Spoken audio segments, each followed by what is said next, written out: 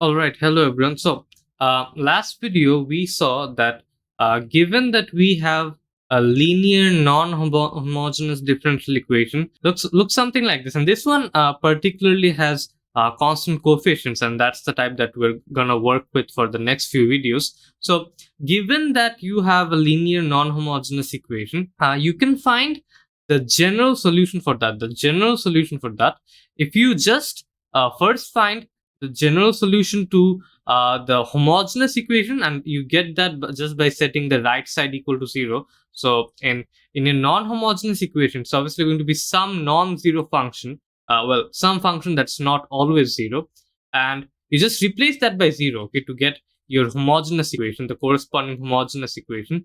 And you solve that. We know how to do that, we saw that before. So you solve that, you get a general solution for that.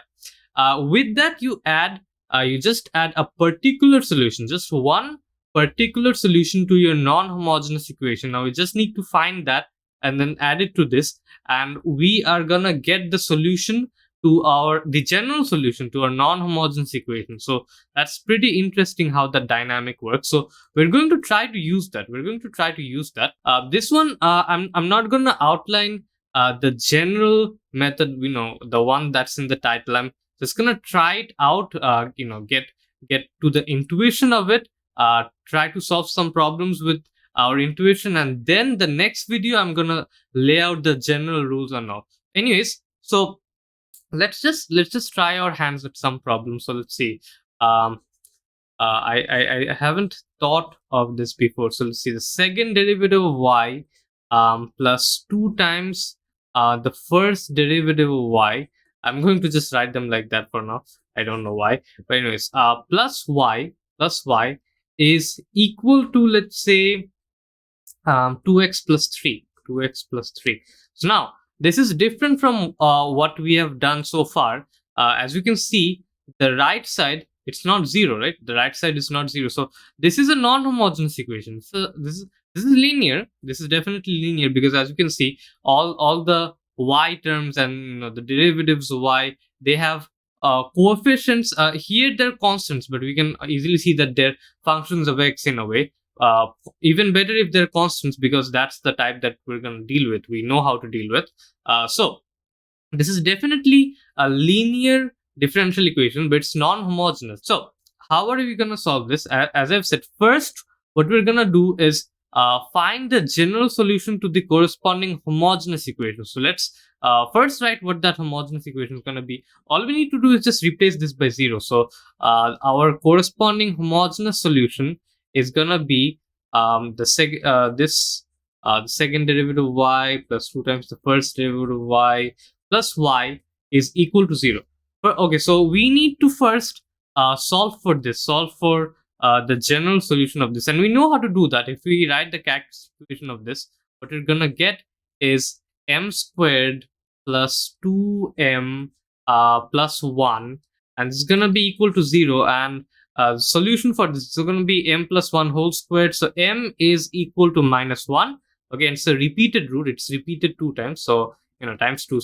Now, the solution, our general solution, is going to look something like this. So, y is equal to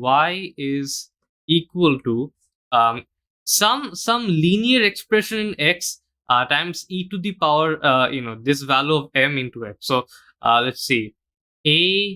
A plus bx multiplied by e to the power negative 1 into x. So just e to the power minus x. So this is the general solution to our homogeneous equation. So I'm gonna use the same symbols as I did in that equation in the last video. So y sub g h. All right. Now the next thing that we need to do, and this is something new that we're doing for the first time. So finding a particular solution to our non-homogeneous equation. So how are you going to do that? Well, for this, we're just going to use some intuition here. As you can see, we have some linear expression x here, 2x plus 3.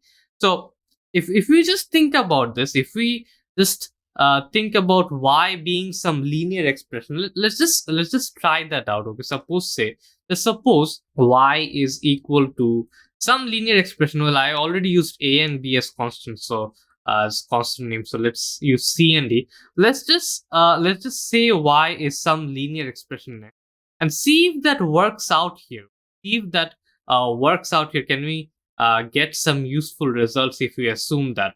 Okay, so if y is some linear expression x, and I'll explain more about this. I think this assuming this function all will become clear with the next example and next few examples. But the basis for this is what I'm trying to get at. Okay, I think it would become clearer if I find the derivatives here.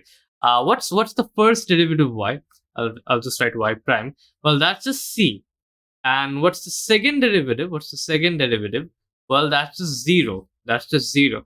So if you notice this, we have constant coefficients on these terms, and the three y terms or derivatives, whatever you want to say, that are involved in this equation, all of these, the maximum power here, the highest power here, as you can see, it's only x to the power 1, right? The maximum is still just x to the power 1. And on the right side too, it's just x to the power 1, the maximum power. So I think you see where this is going. If we assume that y is equal to cx plus d, and consequently these two things are true, y and y prime and y double prime are these things. If we plug all of this in our equation, we should get something in terms of c and d on one side, on the left side, and we have this on the other side. So we might be able to solve for c and d. Okay, and what would that basically mean? If we do find two values of c and d that satisfy this equation, that satisfy what we're gonna get. Actually, let me first write that. So what we have is the second derivative of y, so 0 plus 2 multiplied by the first derivative, so that's c, plus just y, so y is cx plus d. So this is gonna be equal to 2x plus 3. So let's I'll scroll here. So 2x plus 3. So now let's simplify the left side. So let's see, if we collect the terms, well, the x term is the cx, and the constant term is 2c plus d, and it's going to be equal to the right side. That's 2x plus 3. So now, for this to be generally true, for this statement to be generally true, the coefficients must be equal. The coefficients of the polynomials on the two sides must be equal, right? So let's see.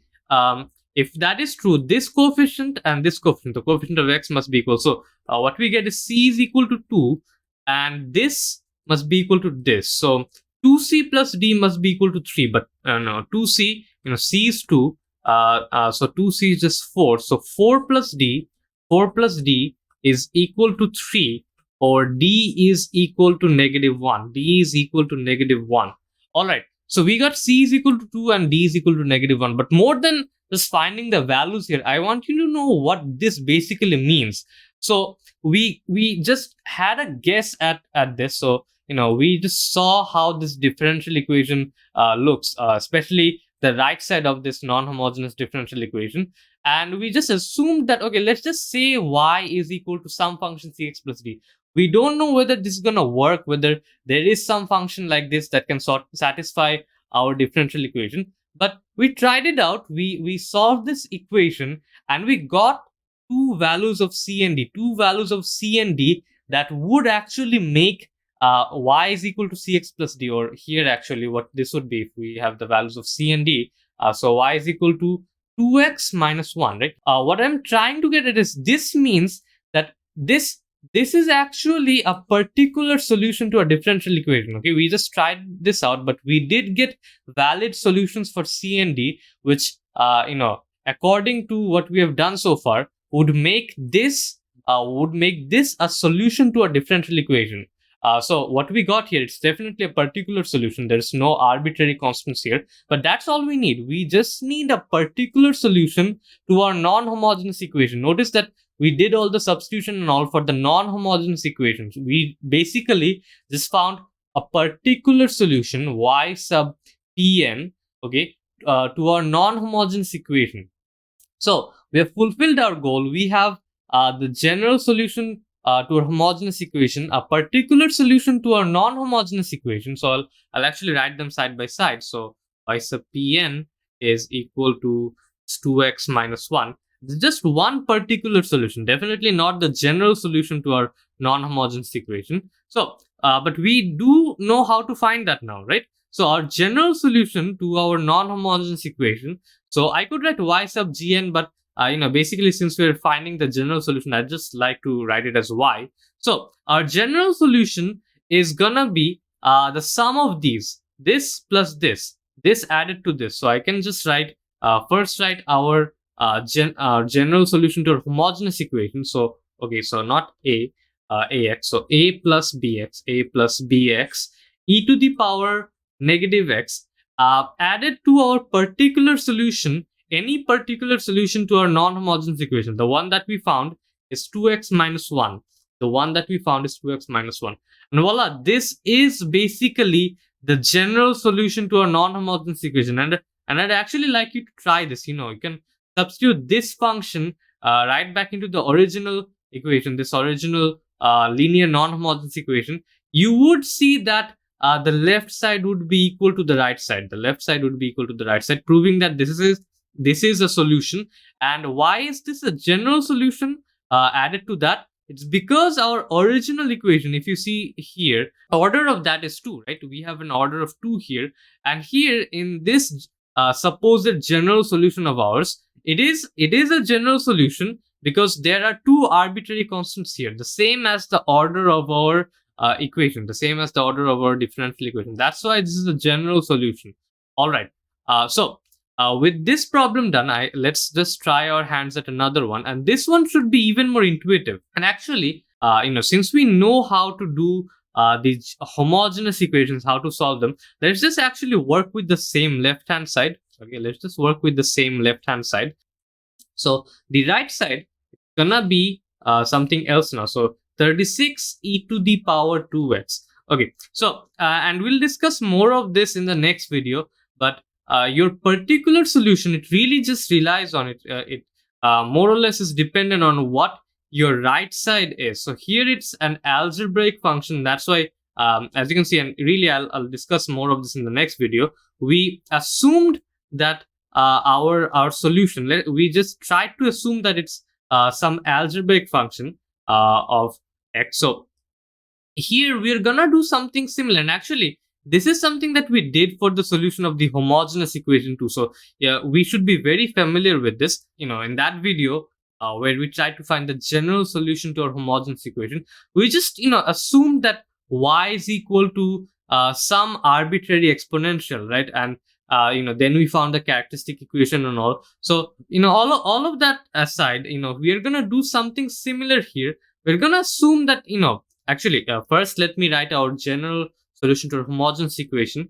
That's actually the same as before, because the same left side, the right side is going to be 0 for the homogeneous equation, and that's the same as what we did in the last problem. So the solution for a homogeneous equation is going to be unchanged, some linear expression in x multiplied by e to the power minus x. So the non-homogeneous solution, for that one, what we're going to do is we're gonna assume just try it out, that y, our y is gonna be let's see, some constant c multiplied by e to the power. Now this is gonna be an exponential. I think we can understand by intuition and more or less from what we did when we found the homogeneous solution, general homogeneous solution too. But here, instead of just some arbitrary exponent, arbitrary m multiplied by x, what you're gonna do here is have the same coefficient of x as in here. Okay, so it's a 2 here, it's a 2x here. That's why you're gonna have a 2x here. And why? Because this should actually make more sense when we just find the derivatives, as you'll see. So this is actually pretty easy to understand why, because if we find the two derivatives, the first derivative is going to be 2c multiplied by e to the power 2x, and y double prime is going to be 4c multiplied by e to the power 2x. Just see what the left side is going to be. In any situation where you have constant coefficients for your left side, the left side of your linear equation, your linear differential equation. A similar thing is going to happen, in this case where you have an exponential on the right side. So if we just plug all of these in, what you're gonna get, okay, so we have y double prime, and that is, as we saw, 4c. Actually, I'll scroll here, I'll write it here. So that is 4c e to the power, e to the power 2x, plus 2 into y prime. So that's 2c e to the power 2x, and then we have just y, and y is c e to the power 2x. Okay, and so this is gonna be equal to my right side, which was 36 e to the power 2x. Okay, so now something interesting happens. This is the main reason why we chose the exactly the same exponential, the exponential portion. The reason why we kept it the same as the right side is mainly because of this. We can just add all of them. It's really similar terms. So c e to the power 2x, 4. Okay, so wait, no, not c. There's a 4 here. 4c to the power 2x. Then again 4c. 2 into 2 is 4. 4c to the power 2x. Then c to the power 2x. So we have 9c. 9c e to the power 2x is gonna be equal to 36 e to the power 2x. And I think you can see, pun intended, why we chose that the same exponential as here. Given that you have constant coefficients, this is always going to happen when you have an exponential on the right side. All of the terms, you can just add them and collect them here. And most importantly, the exponential, since this, x being a real number, this cannot ever be 0. So we can cancel it out. We can divide by this on both sides. And what we can get a value of c here if we just divide by 9. So we can get a value of c, and that is 4. So c is equal to 4. Again, same logic as before. We just tried out some function of x. Okay, we just tried out this function for a particular solution, and it actually worked out. Okay, we got a value of c, and that basically means that if we put c, c is equal to 4 here, basically y is equal to 4 e to the power 2x. This is going to be a particular solution. To my given non-homogeneous differential equation. So we got our particular solution. So y sub pn, the particular solution to a non-homogeneous equation, is 4 e to the power 2x. It's just one particular solution, but that's all we need. To find the general solution to our non-homogeneous equation. All we need to do is just add the two solutions that we got. So our general solution to our non-homogeneous equation is going to be just the sum of these two. So a plus bx e to the power negative x plus 4 e to the power 2x. And one more thing, might have realized, but there's really no difference between this and any other differential equation, in the fact that given that you have some some initial conditions, you can find a particular solution to your non-homogeneous differential equation. And interestingly, most of the time you can see why basically this is just one solution, because most of the time given some initial conditions, you will have this sort of a term remaining. Okay, a and b definitely won't necessarily be 0. That's why you can basically appreciate this method. Okay, so why this works out, why this is important to that we add the general solution, that we just stack it onto our particular solution, and basically what difference it makes here. So I guess you could just try out some initial conditions or boundary conditions and test it out for yourself. But anyways, all of that aside, we have just solved for two linear non-homogeneous differential equations in this video, just using our intuition. Now, this one last note, and this is just to tie it up with our title that's probably going to be on this video and the next video too. Why is this method called the way it is? It's because I think it should make a lot of sense. It should make a lot of sense. We're just, we are guessing some function. We are taking some guess function for a particular solution, and it basically has some undetermined coefficients, some arbitrary coefficients, and we find the derivative. So just plug all of these in our equation. We try to find the values of those coefficients, so that we're trying to determine the values of those coefficients, see if there are such values that actually make our guess function a particular solution to our non-homogeneous equation. That's why I think it should make a lot of sense when I say that the name of this method, taking some guess function, trying to find the arbitrary constants or coefficients in that guess function by substituting in our original equation now. So I think it should make sense when I call this method, the method of undetermined coefficients, the method of undetermined coefficients. So there are few methods actually to find particular solutions for our non-homogeneous linear differential equation. This one in particular, undetermined coefficients. I'll talk more about this in the next video too. It's not the most general method out there, actually. It's not the most general method out there, but in a lot of cases, in a lot of simple cases, as we have seen here, it's definitely the most convenient one, and that's why this is the first method that most students learn for finding solutions to our non-homogeneous differential equation. Anyways, I think I've blabbered enough in this video. So see you all next time, and study smart.